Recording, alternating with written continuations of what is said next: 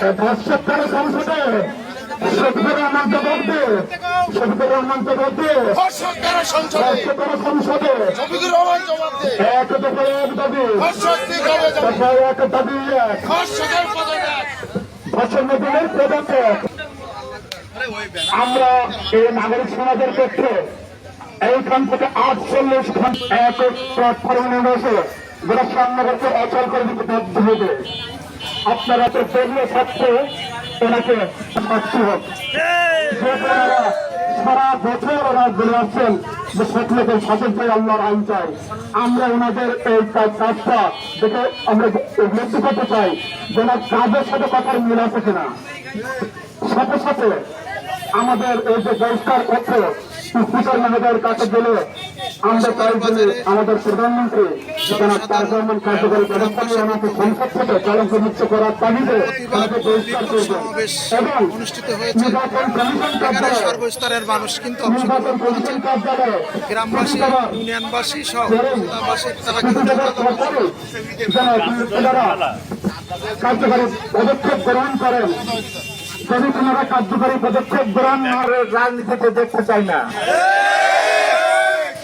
তার আরো বক্তা আছে, ওনারা বক্তব্য রাখবেন। আমি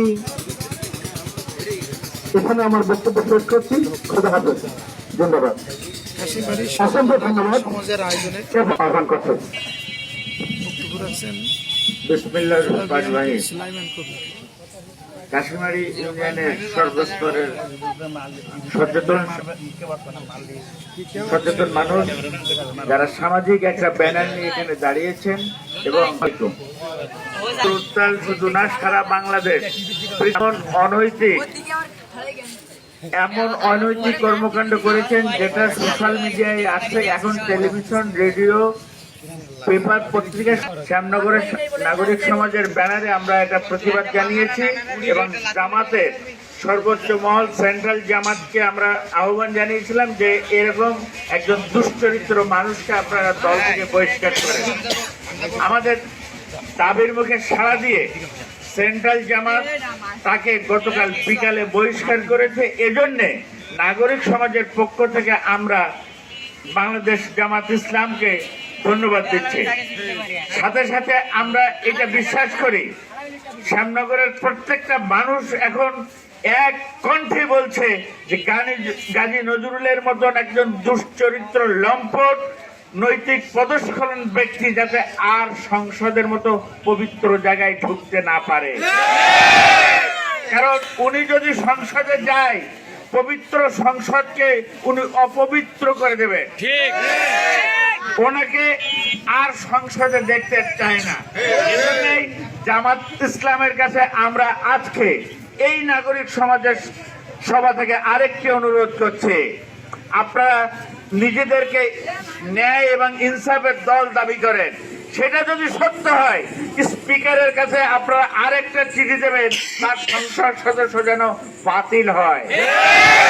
কারণ বাংলাদেশের প্রচলিত যে আইন আছে, এই আইনে জামাত ইসলামের একটা চিঠি ওনার সদস্যপদ বাতিল হওয়ার জন্যই যথেষ্ট।